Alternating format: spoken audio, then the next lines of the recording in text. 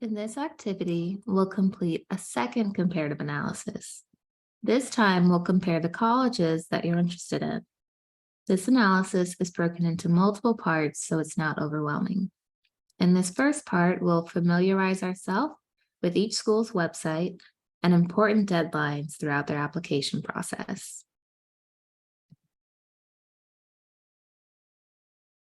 For this activity, I'm going to compare two schools. I'll do my alma mater, Duke University, and UNC Chapel Hill. I'll start by finding the school's admissions website just by searching Duke University. And the admissions or apply page is usually pretty quick to find. Admissions, undergraduate admissions, I'm going to copy and paste admissions.duke.edu. We'll skip username and password for right now. You'll want to save that if you don't use the Common App and have to apply directly to your desired school, or you've accepted admittance to a school and you're going in to fill out financial aid applications, pay your deposit, or take placement tests. For right now, we'll skip username and password.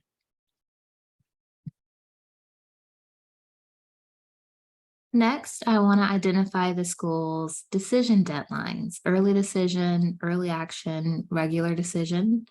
Not every school has early decision or early action, and not every school has rolling admissions. So I'm going to go back to the admissions homepage. I'm going to scroll until I see some important dates jump out at me. And about halfway down, they have important dates listed. November 1st for early decision and January 3rd for regular decision. Now, I will make a note about this. On some parts of their admissions website, I've seen January 2nd mentioned as their regular decision deadline.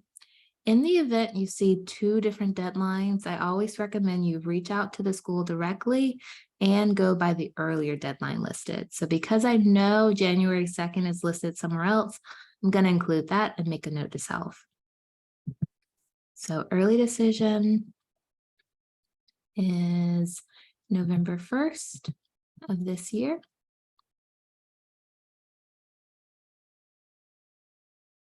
Early action, Duke doesn't offer early action. Regular decision, I'm going to put January 2nd, 2024, and I'm going to make a comment that some pages show January 3rd, while others show January 2nd. And I talked to my counselor about that. Okay. Duke only listed their early decision and regular decision deadlines, so I'm going to list no for rolling admissions. All right, I'm going to go back to the admissions homepage, see if there's any more information that stands out. The mission statement is always very important. Make sure you read the mission statement of any school you're considering applying to. In the upper right-hand corner, there's a link to apply, which will have more details about application steps and deadlines. Okay.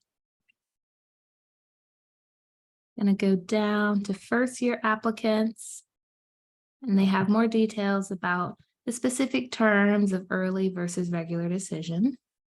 Okay. I'm going to click here at interviews and see if they have any special dates about when I need to submit my application in order to be considered for an interview. I see here, if you're an early decision applicant, you have to submit your application by November 1st, and you'll be eligible for an alumni interview. If you're a regular decision applicant, you have to apply by December 20th if you want priority matching for an alumni interview. Now, some schools are very special in that they invite members of their alumni network to interview prospective students, not only so they can get a better feel of how you are as an applicant, but so you can better determine whether or not that school is a good fit for you. So I'm going to make a note to self, December 20th, I need to have my application in if I want to be considered for an alumni interview under the regular decision process. I'm going to make a note to self, December 20th of this year. All right. Now, if you are a rising senior or you're currently in your senior year, I would recommend getting out a calendar and writing down some of these dates, adding notes to your calendar app in your phone, setting alarms. If you're not yet a rising senior, it's still important that you make note of these dates because they're usually pretty consistent from year to year. All right, so I zoomed in just a little bit so you can see my work a bit more clearly. Next up, I want to see if there's an application fee or waiver for certain universities. Now, many institutions charge an application fee. Fortunately, there's multiple ways to go about getting a waiver, but you want to make sure in the event you have to pay a fee or you have a waiver, you set that money aside or you get that waiver in time to meet the application fee deadline. I'm going to go back to the admissions page and see where they talk about application fee. So they say submitting payment. Okay. So you must send your application fee. In this case, it's $85 with your common application. So by the time you apply, you need to have that fee or that waiver available. So what I'm going to do, I'm going to make a note. And I'm going to actually say due with application. Because in the event I decide to do early decision, I'm going to have to make sure I pay that fee when I apply in November rather than waiting until December or January. Okay. Residency determination. Now, some schools, this is more important with public schools, they have a residency determination, which can be a part of the common application, or they may use a third-party service because they need to determine whether or not you would qualify for in-state or out-of-state tuition, which can mean a difference in thousands of dollars in tuition payments each semester. Because Duke is a private institution, they don't have in-state versus out-of-state tuition. I'm going to put not required. Okay. And then applying to college, it's so much more than just filling out the application. You have test scores, you have recommendation letters. Sometimes you have portfolios that you have to send along as well. So I'm going to see when the supporting materials are due for my application to Duke. I'm going to go back to the admissions page. And usually, if you search around enough, your school will have kind of a quick reference of deadlines or a to-do list that you can check. I'm going to click here for the reference of deadlines to see if they talk about supplemental materials. So I'm going to take a look at regular decision. Most students will apply regular decision and see when they mention supplementary materials. All right, so it looks like everything except for the test scores are due at the time you apply. And I'm going to double check for early decision to see if that's the case. It looks like the dates are a little bit more flexible for early decision. They'll give you an extra week or two to get that in. All right, so I'm going to make a note.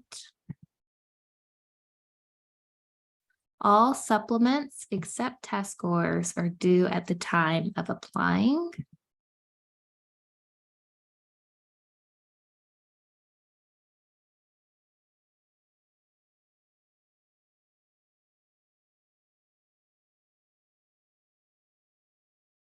And I'll say for regular decision. Right?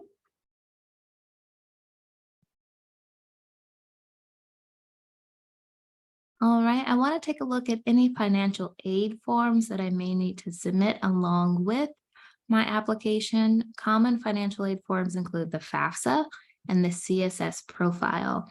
Those are most often used to determine your eligibility. Those are most often used to determine your eligibility for federal student aid, but it can also be used by your school to see if you're eligible for any of their institutional aid. So I'm going to see when I have to get those forms in. And it looks like both of those forms are due February 1st. The financial aid application is due February 1st. All right.